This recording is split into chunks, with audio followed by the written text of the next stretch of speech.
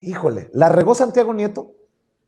Lo pregunto porque ya vimos esta película con César Yáñez y César perdió su puesto. Ahora con Sí. Santiago Nieto y esta lista de personajes invitados y el escándalo que le cuesta también el puesto a la secretaria de Turismo de la Ciudad de México, ¿se equivoca Santiago Nieto? ¿O ante qué estamos? El presidente fue durísimo hoy en la mañanera, llamó esta situación escandalosa, Mario. Pues primero preguntarle sobre lo que sucedió este fin de semana, la boda de Santiago Nieto con la consejera del INE, Carla Humphrey. Y bueno, pues una boda que pretendía ser discreta y que al final no lo fue, justo porque salió a la luz el tema de la hasta ese día secretaria de Turismo de la Ciudad de México. Bueno, pues que es un asunto escandaloso, en efecto, aun cuando se trata de un acto privado, pues los asuntos públicos en México son cada vez más públicos, o se sabe más de asuntos o eventos privados. Antes no se conocía nada, había mucha ostentación, mucho derroche, pero todo se silenciaba, ¿no? Ahora no, por eso hay que recomendarles a los servidores públicos que actúen con moderación, con austeridad y que sigan el ejemplo de Juárez, que decía que el servidor público debía aprender a vivir en la justa medianía. Todo esto que se echó por la borda durante el periodo neoliberal, durante el periodo de saqueos y de corrupción, que estamos superando, pero que todavía quedan inercias. Eso es lo que puedo comentar. Yo creo que regresamos al debate de lo legal contra lo inmoral, y yo creo que sí se equivoca Santiago Nieto, Vicente. Yo creo que a pesar de que haya cumplido con toda la legalidad del mundo, pues es una boda que realmente no va con los principios, además de una figura o un funcionario de tan alto nivel. Ojo, como funcionario ha hecho, creo yo, un gran trabajo, y eso debemos separarlo, pero creo que quizá desde el punto de vista del error mediático, digamos, que se comete, pues se ha comentado de que esto quizá lo descalificaría para la elección presidencial. Yo concuerdo, o sea, yo creo que la cuarta transformación pasa todavía mucho por los símbolos, pasa mucho por todavía la cuestión de tener autoridad moral comparado con lo que vimos antes, y realmente que un funcionario de tan alto nivel se preste para que haya habido toda esta serie de invitados, porque no es nomás la secretaria de Turismo de la Ciudad de México, había también invitados pues de otro tipo, como medios de comunicación, y sí es su vida personal, pero que en un momento donde importa mucho lo público con lo privado, donde se busca decir que realmente pues son una alternativa diferente. La cuarta transformación representa gobiernos austeros, sensibles, por supuesto que prioriza a los pobres. Toda esta narrativa que sí tiene cierto, o que sí encuentra un vaso realmente de comunicación, tanto en algunos símbolos como en política pública, pues yo creo que esto en lo personal es un error de Santiago. Digo, entiendo que sea una situación personal, que cada quien hace con su dinero si es bien habido lo que quiere. Pero estamos hablando del titular de la Unidad de Inteligencia Financiera, ese que se encarga de investigar sobre todo a los personajes, a los delincuentes de cuello blanco o a los presuntos delincuentes de cuello blanco. Entre los invitados a la boda, Josefina Vázquez Mota. Yo la he señalado una y otra vez por los $1,000 millones que recibió, dizque para ayudar a los migrantes en el sexenio de Enrique Peña Nieto, y nunca ha habido una claridad sobre esos $1,000 millones. ¿No pierde cierta autoridad también Santiago Nieto con estos invitados a su boda, por el puesto que lleva, por lo relevante de su figura en esta cuarta transformación? Desde luego, no se puede decir otra cosa, porque... Sí, porque justo, bueno, pues se habla que es nada menos que el titular de la Unidad de Inteligencia Financiera, y en este sentido, bueno, pues muchos cuestionamientos en torno a qué certeza hay de que se aplique una justicia sin que haya amiguismos, por ejemplo. Sí, eso es muy bueno de preguntarse, ¿no? Y creo que no es correcto, porque el servidor público tiene que evitar ese tipo de situaciones. Yo por eso no voy a eventos sociales. ¿Fue invitado a esta boda, presidente? Sí, pero yo pues no puedo porque tengo muchas ocupaciones y además no acostumbro a hacerlo. Me invitan y les agradezco mucho, pero no salgo. Que me parece que la fuente, el primero que lo dijo es Federico Arreola Hijo, se lo dijo a Ciro Gómez Leiva en una conexión en vivo, y posteriormente ya lo sacó Radio Fórmula como una nota en su portal. Es que Santiago Nieto habría hecho, así ya saben, con este pospretérito muy periodístico, ¿no? Habría hecho firmar a la gente, a los asistentes a la boda, un acuerdo de confidencialidad para que mantuvieran todo en secreto.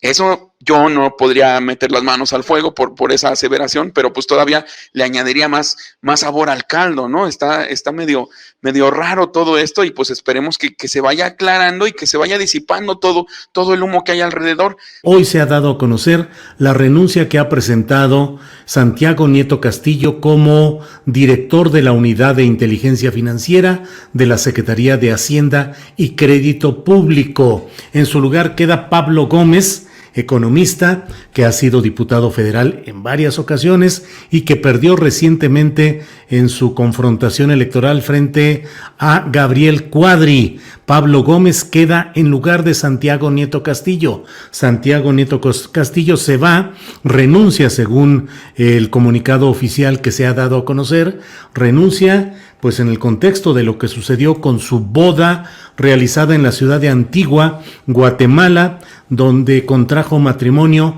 con Carla Humphrey, que fue consejera del Instituto Nacional Electoral del INE. Una boda que ha causado con esta ya 2 bajas, una en la Secretaría de Turismo del Gobierno de la Ciudad de México, en la persona de Paola Félix Díaz, quien renunció con apenas 50 días en el cargo debido al escándalo que suscitó un vuelo privado en el cual iba esta funcionaria y que aterrizó en Guatemala, donde se les encontraron $35,000 sin que haya una explicación y sin que hubiesen sido reportados oportunamente ante las autoridades del vecino país centroamericano. El caso de Santiago Nieto Castillo es de verdad impactante en la estructura del gobierno del presidente López Obrador, de la confianza generada a lo largo de un muy buen tiempo por alguien a quien se consideraba uno de los servidores públicos de mayor eficacia y confiabilidad en el equipo del presidente López Obrador. Santiago Nieto Castillo deja pues la Unidad de Inteligencia Financiera en cuestión de horas después de esta ceremonia, de esta fiesta realizada, como le he dicho, en Guatemala. Santiago Nieto Castillo había sido fiscal para delitos electorales en la parte final del gobierno de Enrique Peña Nieto, y de ahí fue despedido de una manera pues grosera, represiva, amenazante, por parte de quienes estaban a cargo de la Procuraduría General de la República, debido a que Santiago Nieto Castillo osó mantener la mirada de esa Fiscalía de la Procuraduría General de la República en el caso de Emilio Lozoya. Este caso le costó, entre otros hechos, pues la disolución de su propia relación conyugal, debido a la filtración de fotografías y de información con la cual se logró doblegar a este personaje, Santiago Nieto Castillo, que había dicho que el Senado lo había nombrado y solo el Senado lo podría quitar y no el encargado de la Procuraduría General de la República, que se entendía que operaba a instancias del entonces ocupante de Los Pinos, Enrique Peña Nieto. Bueno, pues como Santiago Nieto no entregaba su renuncia y se negaba a confirmarla y aducía que iba a pelearla jurídicamente en el Senado, pues hubo una filtración de datos, de fotografías y de circunstancias que hicieron que su propia vida familiar se viera truncada y se viera rota por estas circunstancias. Santiago Nieto Castillo tuvo la oportunidad de integrarse al equipo del presidente López Obrador, al equipo de campaña del entonces candidato López Obrador, y con la llegada al poder del político tabasqueño se integró Santiago Nieto, queretano, a esta unidad de inteligencia financiera, que no tuvo jamás la relevancia, la importancia, el protagonismo que lo ha tenido con Santiago Nieto Castillo. A tal nivel que en cierto momento se consideró a Santiago Nieto como un probable candidato de Morena al gobierno de Querétaro. Sin embargo, el propio Santiago Nieto me lo dijo a mí en una entrevista en Astillero Informa, que él no haría nada que no fuese instruido por el presidente López Obrador, que él era funcionario nombrado por el presidente y que si el presidente determinaba que debía seguir en ese cargo, él iba a seguir y no se iba a lanzar de candidato por su propia decisión, que él estaba en un equipo, en un proyecto, y que en ese equipo y en ese proyecto quería seguir.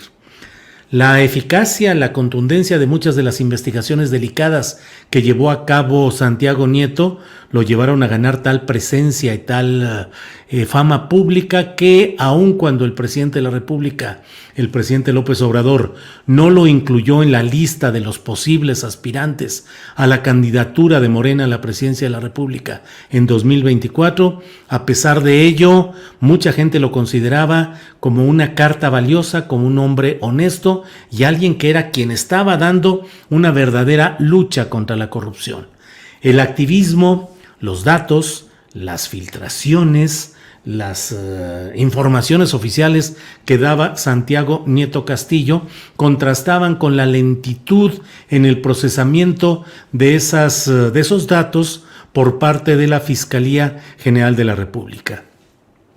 Finalmente, solo era la Fiscalía General a cargo de Alejandro Gertz Manero la que podía iniciar el proceso para solicitar acción penal en los casos que reportaba abundantemente Santiago Nieto Castillo.